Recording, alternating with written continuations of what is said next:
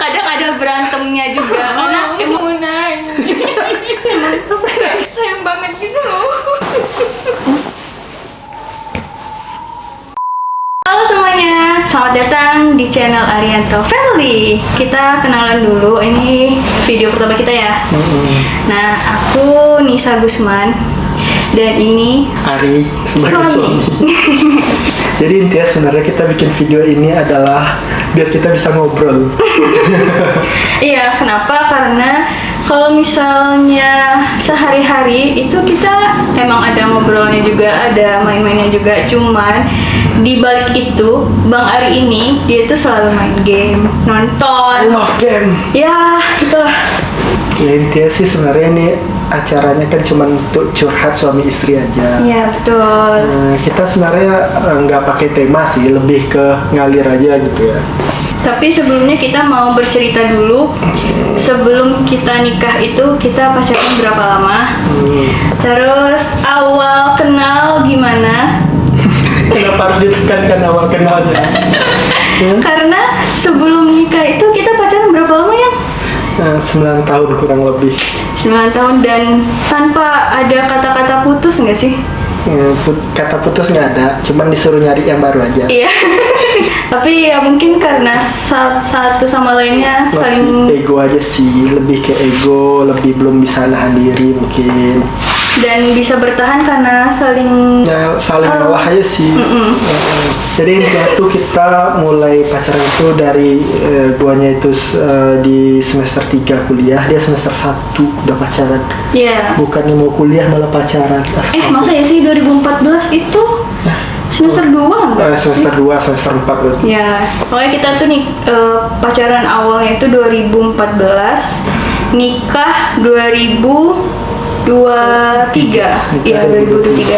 9 Jadi tahun. kurang lebih 9 tahun pacaran. Dikaliku pacaran yang dakdur. Coba deh yang ceritain. Ya intinya sih selama pacaran kita lebih banyak berantemnya kalau LDR ya. Iya. Kalau LDR berantem, tapi kalau nggak LDR ya pokoknya selama kuliah itu kan gue juga lebih ke jadi kelelawar ya. Malam begadang, siang tidur karena sibuk main game, sibuk kerja. Jadi itulah. Nah, waktu untuk dia paling pas makan siang. Pas makan siang dia datang tuh, bangunin terus ngajak makan. Sampai nanti jam 10 malam guanya balik ke rumah main game lagi gitu aja selama kurang lebih 9 tahun. Tapi malah ketika kita LDR nih kayak lebaran, kayak libur semester itu lebih banyak berantemnya. Nah, ada aja tuh. Nah, kenapa kita tuh sering berantem? Karena Bang Ari itu tipe orang yang cuek. Dan aku tuh tipe orang yang nggak bisa dicuekin gitu loh. Kayak istilahnya kalau misalnya kita berhubungan itu adalah komunikasi. Kayak ya istilahnya kayak balas chat atau telepon atau video call lah minimal gitu. Nah, si Bang Ari ini dia tuh tipe yang nggak suka kayak gitu loh. Kayak lu gua gitu loh. Nah, jadi namanya kan lagi libur ya. Lagi libur. Tetap aja loh kayak lu punya pasangan, lu harus ada komunikasi sama dia gitu. Dan akhirnya ya karena kayak lihat sifat Bang Ari kayak gitu, akhirnya aku yang ngalah. Ya walaupun kadang ada berantemnya juga karena emosi nggak sih, maksudnya kita chat nih lagi ngapain atau udah makan gitu, dia nggak bales atau dia balasnya tuh kayak udah beberapa jam kemudian gitu. Kesel nggak sih? Itu pas waktu awal-awal pacaran tuh kayak masih kesel lah, kayak istilahnya aku tuh pernah sampai apa ya namanya yang ya kayak telepon terus, spam telepon terus, apa spam chat terus kan, sampai dia tuh kayak muak. Kayak ingat nggak yang pas satu awal-awal pacaran kita terus liburan, terus ada kayak chat saya terus saya nggak balas, ada telepon saya terus terus saya nggak balas. Terus pas waktu ada telepon terus akhirnya saya matiin HP, ingat nggak? Kayak pernah blokir juga dah. Iya pernah Pernah diblokir juga saking spam ya. Itu tuh aku nggak tidur malam sehari itu, nggak tidur gara-gara kayak gue kesel lu tuh kok nggak balas gitu loh. Tapi ya mungkin seiring berjalannya waktu karena juga pola pikir juga kali ya, kayak terus sama kayak ya udah gede juga kali ya, jadi ya ya udahlah, memang kayak gitu sifat laki gua gitu ya. Ya udahlah, makanya ngalah. Dan akhirnya alhamdulillah setelah 9 tahun pacaran akhirnya menikah. Kayak intinya sih karena mungkin ketika sama sih seperti yang dibilang orang, setahun pertama itu penjajakan yang pastiin kalau kita tuh nyaman gak sama dia. Setelah itu lebih ke komitmen sih memang. Karena dari guanya males nyari pasangan baru juga, males PDKT lagi, mending gue udah jatuh cinta nih, nah yaudah gue pertahanin aja lagi, itu aja sih, nggak mau memulai hubungan baru lagi gitu. Itu sih lebih, dan pemikiran kayak gitu tuh ngasih kita cara untuk bagaimana kita nyaman terus dengan pasangan kita gitu.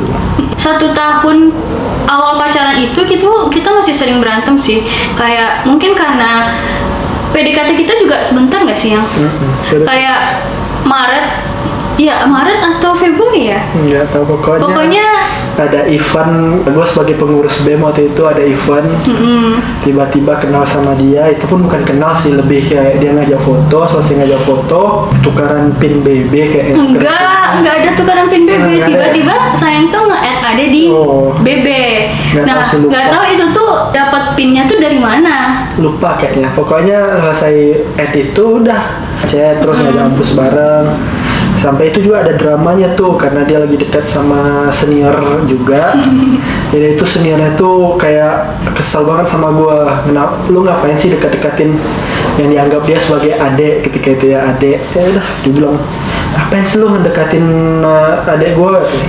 Ya maksud gua kalau lu nganggapnya adek yang boleh dong didekatin orang, tapi kalau lu nganggapnya pacar ya lu tembak gitu. Nah iya benar banget sih, soalnya yang orang itu juga kayak nggak ada apa-apa nggak sih, cuma deket doang tapi nggak ada status gitu. Ya wajar dong kalau misalnya kita deket sama orang lain. Nah jadi itu ya pokoknya kalau nggak salah tuh Maret, soalnya pas waktu bulan Maret itu kan Bang Ari ulang tahun.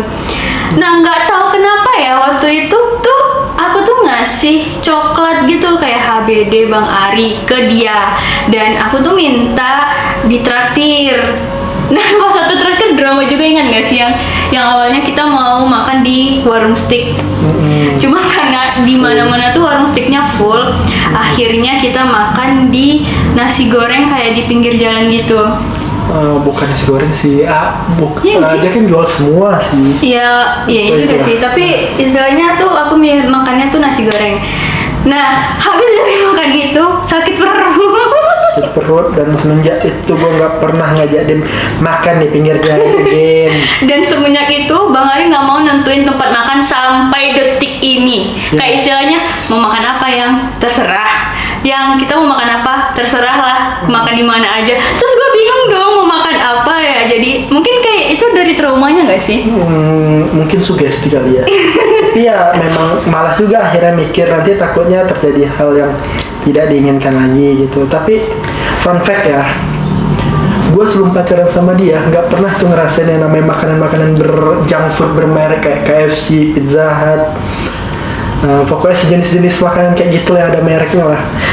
Tiba-tiba pacaran sama dia makannya di sono terus. Enggak terus ya? Ya maksudnya tuh jadi dia kenal tempat-tempat kayak gitu. Padahal sebelumnya tuh makan di Ampera aja alhamdulillah gitu. Ampera itu kayak warteg tapi yang versi kayak nasi Padang. Tapi kalau di ya kan kita tuh orang Sumatera, sama-sama orang Minang, tapi pas waktu kuliahnya di Pekanbaru. Nah di Pekanbaru itu masakan Padang tuh yang di ya istilahnya yang murahnya ya yang di murahnya Ampera, namanya Ampera gitu. Nah itulah kayaknya motivasi gue ketika kuliah juga sambil kerja itu gara-gara dia ngasih makan yang enak-enak terus gitu, yang biasa cuma makan tempe, teri, tahu, tiba-tiba dikasih KFC, Pizza Hut. Pas nengok harganya, ya Allah, jajan seminggu gua nih sekali makan gitu. Tapi bukannya gua minder, akhirnya tuh gua termotivasi untuk gimana sih caranya punya duit biar bisa makan kayak gitu juga gitu. Buat yang belum tahu itu, gua jajan dulu tuh 1 minggu tuh 175.000. Waktu kuliah ya, 175.000 itu udah sekalian makan gua, bensin gua, pokoknya semua-semualah 175.000 tuh lu harus hidup selama seminggu. Di tahun 2012. Itu masih normal karena zaman SBY itu bensin juga udah 4.500. udah naik ke 4.500. Jadi 175.000 itu bukan uang yang banyak, karena gue udah terbiasa ketika SMK juga jajannya cuma 100.000 per minggu, dan itu juga udah sekalian uang makan juga. Itu gue di SMK itu sampai catering di salah satu Amperanya tuh kayak lebih kayak mereka itu kayak mungkin lebih ke sedekah ya. Ampera 6.000, tapi itu makannya alhamdulillah enak terus gitu. Di mana-mana Ampera tuh harganya udah di atas, udah 10.000, 12.000, dia masih jual 6.000. Itu udah dapat ayam loh gitu. Kayak ada tuh nenek-nenek sama kakek-kakek yang jual gitu. Nah, dan gue catering di situ, dan itu biasanya tuh catering gue di situ tuh 60.000 udah diletakin di situ tuh untuk makan selama 6 hari sekolah gitu kan. 6 hari sekolah, awalnya sekolah kan. Oh, sekolah di SMK ya? 6 hari SMK itu ya udah, dari situ uang gue dari kos ke sekolah itu setidaknya tuh gue butuh uang 3.000, karena 1.500 kali naik oplet PP udah 3.000 kali 6 hari udah 18.000, udah 78.000 gitu. Jadi sebenarnya 100.000 tuh nggak cukup, tapi gue cukupin aja gitu. Jarang gue jajan di sekolah, karena biasa itu kalau yang gue jajan di sekolah itu lebih ke ditraktir sih sama teman-teman SMK gue. Dan itu gue bersyukur ya jumpa orang-orang yang selalu baik sama gue gitu ketika SMK. Ya meskipun bakternya paling gue harus ngasih contekan ke mereka, tapi gue bersyukur punya mereka gitu.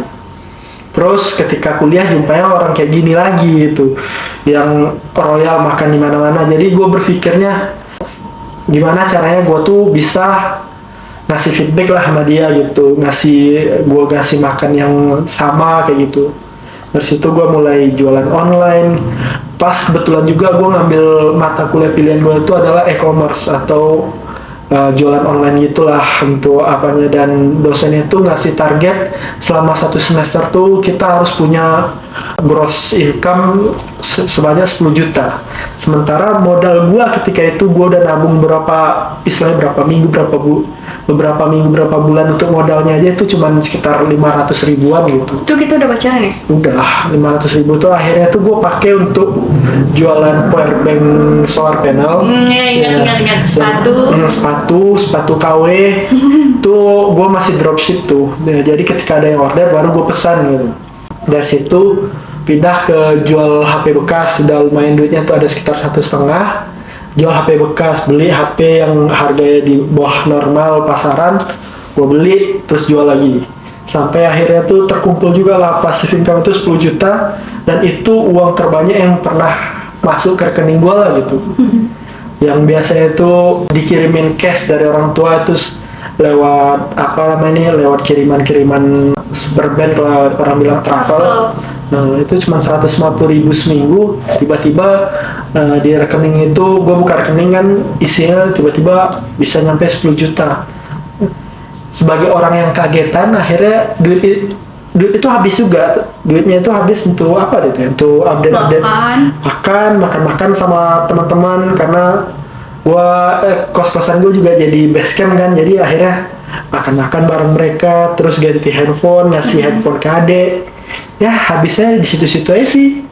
Tapi gue bersyukur gitu, dari kenal dia, akhirnya gue punya pemikiran untuk menghasilkan duit sendiri gitu. Ada motivasinya ya? Ada motivasinya, karena kalau gue stuck di zona nyaman gue itu, gue kan di tamat SMK tuh langsung keterima kerja gitu di tempat magang gue dengan gaji 1,5 juta, dan itu gue udah ngeras ke orang tua nggak mau kuliah lagi, karena gue udah punya penghasilan yang wow gitu. Menurut gue 1,5 juta itu udah wow, karena mengingat jajan gue ketika SMK kan cuma 100.000 per minggu dan gue hidup gitu. Dapat sekali dapat 1,5 tentu wow banget gitu. Tapi karena orang tua punya pemikiran, mungkin karena mereka juga dulunya nggak sekolah kan, pengen anak-anaknya tuh sukses lah, pengen anak-anaknya tuh sarjana semua gitu. Akhirnya gue diminta untuk kuliah tetap gitu. Dan fun fact-nya, gue kuliah cuma daftar satu kampus, satu jalur, karena niatnya memang nggak kuliah. Jadi gue cuma daftar satu jalur, undangan dari kampus, sama gue nggak daftar di tertulis dan segala macamnya lagi. Ya kan undang-undangan. Udah undangan. Jadi cuma satu itu aja jalur yang gua pakai gitu untuk kuliah. Jadi kalau ketika itu gua ditolak atau gak lulus, ya ada otomatis gua gap kuliah lah istilahnya.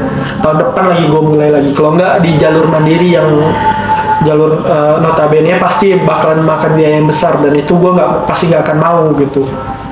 Dan alhamdulillahnya itu diterima di jurusan yang gue pilih ya, pertama lah, jurusan pertama di 3 pilihan yang gue pilih. Dan itu pun orang yang pertama kali tahu gue lulus itu adalah bapak gue. Dan anehnya dia nggak ngasih tahu kalau gue lulus, tapi dia nelpon jam 6 pagi nyuruh gue nyari koran. Nyari koran jam 6 pagi. Gue bilang nggak akan pergi kemanapun itu koran gitu, tapi tetap disuruh ditelepon. Akhirnya gue pergi jam 6 pagi nyari koran, dan pas gue buka koran itu sambil telepon sama bapak gue tuh, dia gimana hasilnya katanya. Ya sabar, belum dicari. Dia baris segini sebelah sini katanya. Lah kok dia tahu dalam pikiran gue? Loh kok dia tahu? Pas gue cek, iya ada gue bilang. Nah lulus tuh alhamdulillah, gue bilang kan. Nah kapan daftar ulangnya? Di situ dibuat 2 minggu kemudian baru daftar ulangnya. Terus kenapa gue harus bangun jam 6 pagi cuma untuk dapetin koran itu gitu? Jadi guys, fun fact maksudnya itu dulu tuh 6 PTN itu nggak kayak sekarang ya. Kalau sekarang tuh kan kayak ada di online gitu kan. Jadi mau jam 8 itu gue masih bisa. Nah di 2012 gue itu masih tuh di koran. yang lulus itu ada di koran gitu. Jadi kita harus lihat tuh satu-satu nama kita ada atau enggak. Kalau misalnya ada, syukur alhamdulillah. Kalau nggak ada ya berarti nggak ada namanya di situ gitu loh. Kayak perbedaan antara tahun itu sama tahun sekarang gitu. Kalau sekarang kan semua serba online ya, enak gitu. Itu pas waktu tahun 2012 ya. Nah 2013 tuh aku masuk, 2014 barulah kita bertemu. 2014 itu pun di awal tahun ya. Ya awal tahun. Soalnya kita deket tuh Maret, Aprilnya kita langsung pacaran. Jadi kayak span dari PDKT sama pacarannya itu tuh deket banget. Jadi makanya 1 tahun awal pacaran itu kita tuh kayak masih sering berantem, kayak masih mengenal satu sama lain lah. Karena aku tuh tipenya yang suka disanjung, disayangi gitu loh. Sedangkan dia tipe orang yang cuek, kayak bodoh amat kayak gitu. Jadi kayak bertolak belakang banget nih gitu loh. Jadi 1 tahun pertama tuh jadinya kayak sering berantem. Dianya yang awal-awal suka sana sini masih, aduh gue stres waktu itu. Duh ini sejauh-jauhnya gue main ke warnet ya. Iya sih, benar. Cuman ya kalau misalnya kita cewek tuh, kalau misalnya udah pasangan tuh kita pengennya diselesain terus kan. Ditanya kabar.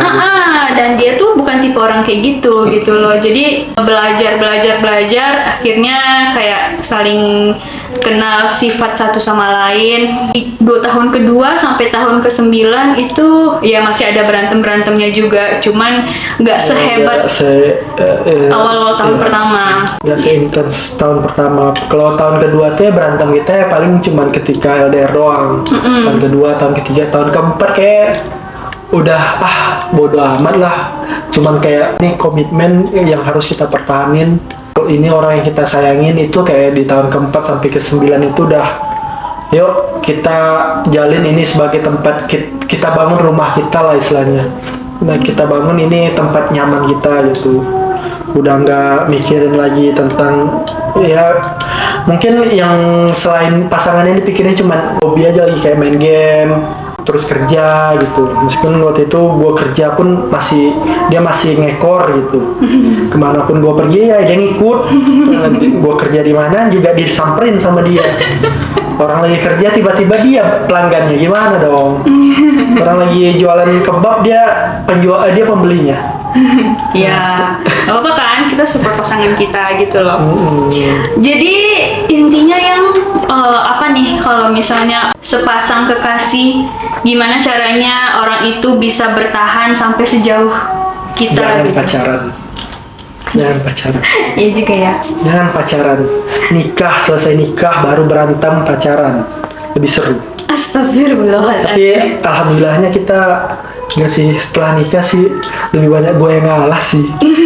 Kayak kehidupan laki-laki itu memang seperti yang dibilang-bilang orang deh, selesai ketika menikah gitu. Gue ketika nikah itu berpikirnya cuma satu sih, gimana keluarga gue aman gitu, gimana gue bisa menghasilin cukup lah untuk istri gue, atau nanti kalau gue punya anak gue udah bisa ngidupin dia lah gitu. Jadi pemikiran gue ke situ doang kayaknya. Jadi ketika dia ngajak berantem ya gue pengen tidur aja lah gitu. Ketika dia ribut juga gue sibuk main HP terus tidur gitu. Tapi sebelum nikah bukannya kayak gitu juga ya? Kalau misalnya kita berantem, saya diem aja gitu. Iya, karena mungkin udah terbiasa kayak gitu kali. Iya, soalnya kalau misalnya berantem tuh, aku tuh tipe orang yang harus selesai hari itu juga gitu. Sementara Bang Ari tuh bukan tipe yang kayak gitu. Kalau Bang Ari tuh tipe orang yang Tenang dulu. iya, gitu. tenang dulu. Lu jangan deketin gua, lu jauh aja dulu. Nanti gua bakalan baik sendiri gitu loh. Nah, Tenang aku tuh dulu. tipe bukan kayak gitu. Kita ada masalah sekarang, kita harus selesai hari ini juga gitu loh. Jadi kayak beda banget kan. Tapi ya mungkin alhamdulillahnya mungkin kali ya. Jadi kayak ngalir aja lagi gitu loh. Karena gue mikirnya tuh ketika gue udah berumah tangga, gimana pun caranya gue pengen rumah tangga gue tuh nggak akan pecah, nggak akan ada kata-kata yang tidak seharusnya lah gitu. Gimana gue bisa belajar tentang rumah tangga yang baik. Ketika gue nikah tuh gue pengen menjadi diri gue yang terbaik lah gitu. Bukan lagi orang yang ketika sebelum nikah kan masih sibuk sama dunia sendiri lah, masih sibuk up game gitu. Uang yang hasil kerja tuh masih habis untuk diri sendiri, habis untuk makan, habis untuk jalan gitu. Nah ketika nikah itu pengennya tuh duitnya tuh memang larinya tuh untuk keluarga, untuk istri. Pokoknya udah mungkin lebih ke pola pikir aja sih yang berubah gitu. Tapi emangnya sih yang kalau menurut Ade ya, sayang tuh beda sifatnya sebelum nikah sama setelah nikah. Kayak sebelum nikah tuh sayang tuh kayak bodo amat lah, lu punya pacar ya emang sayang, tapi kayak sayangnya tuh kayak masih ada jarak gitu loh. Antara iya gue sayang tapi sayang gue sama lu tuh masih sebatas ini gitu loh. Nah setelah nikah tuh sayangnya tuh mau nangis. Nangis. Ya kan, soalnya setelah nikah tuh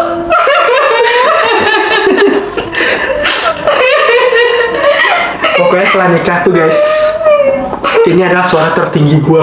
Ini gua ngomong sekarang ini adalah suara tertinggi gua. Gua nggak pernah lebih daripada ini tinggi suaranya. Kalau gua marah, suara gua malah makin turun. Makin ya jadi setelah makin nikah berbisik tuh gua. setelah nikah tuh Bang Ari tuh sayangnya tuh emang kayak sayang banget gitu loh. Kok nangis sedihnya? Gak tahu, soalnya itu gue jadi nangis sih. Soalnya apa ya, kayak ngerasa beda gitu loh setelah nikah sama sebelum nikah. Emang sayang tuh kayak ngerasa sayang banget gitu sama istrinya gitu loh.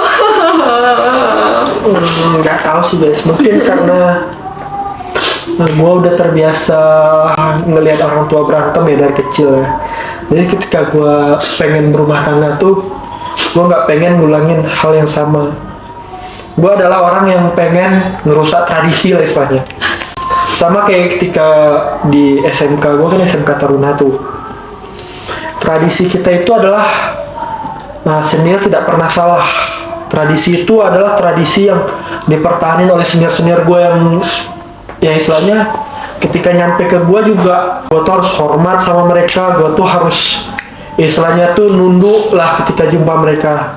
Nah ketika gue jadi senior, gue pengen ngerusak itu tradisi gitu. Gue pengen yang terbaik untuk menurut gue aja gitu. Ketika sesuatu menurut gue hal seperti itu tuh udah nggak layak aja gitu. Jadi ketika gue berumah tangga juga berpikirnya jangan sampai apa yang terjadi sama orang tua gue terjadi juga sama gue. Jadi gue pengennya tuh gimana ya?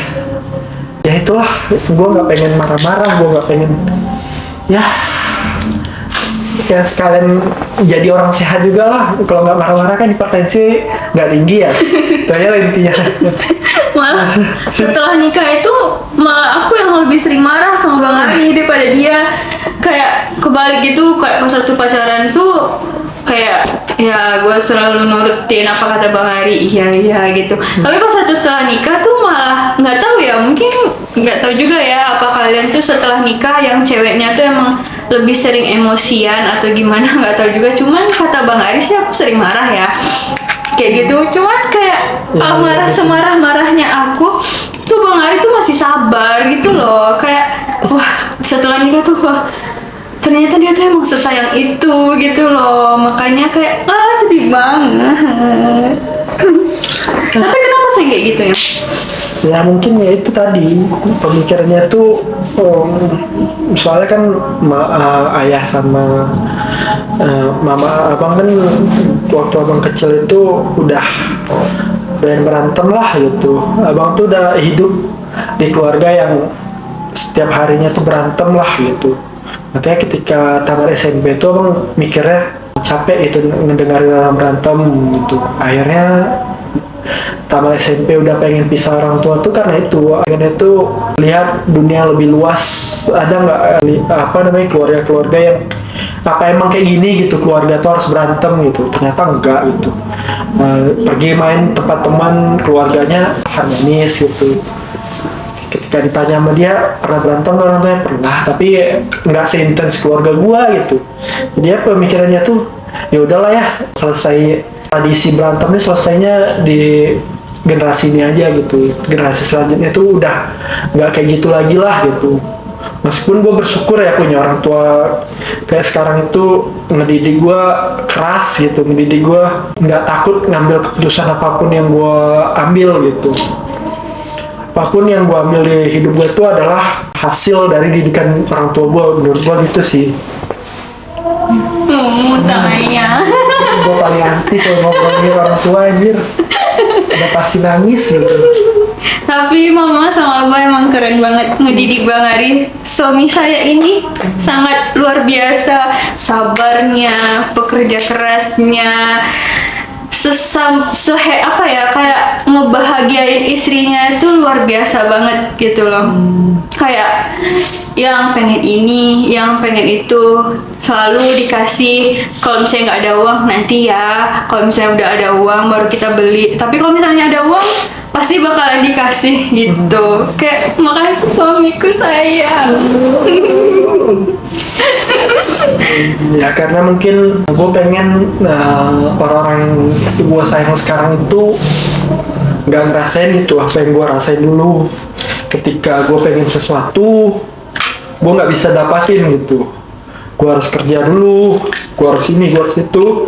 Nah ketika gue punya lebih itu, gue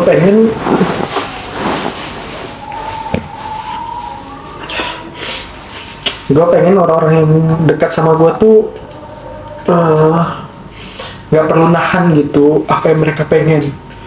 Makanya setiap gue pulang orang tua ngajak ya kesini yuk, gue pasti iyain secapek apapun gue. Ketika orang tua gue bilang kesini yuk, gue pasti bilang ayo. Karena kayak gitu mungkin yang bisa gue lakuin tuh orang tua gue gitu.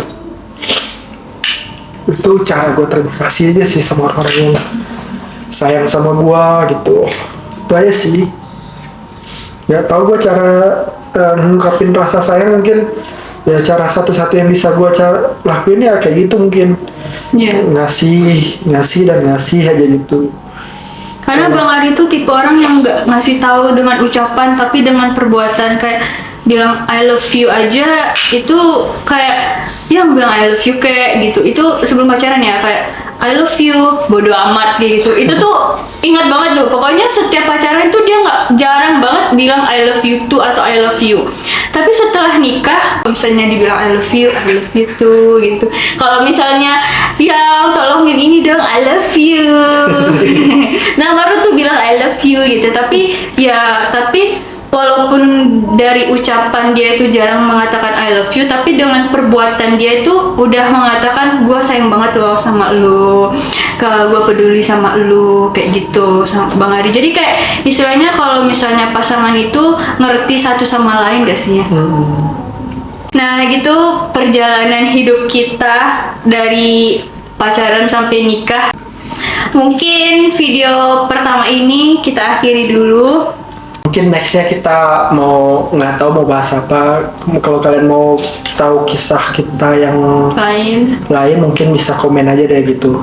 Baik sih. Oke, dadah guys, sampai jumpa lagi. Dadah.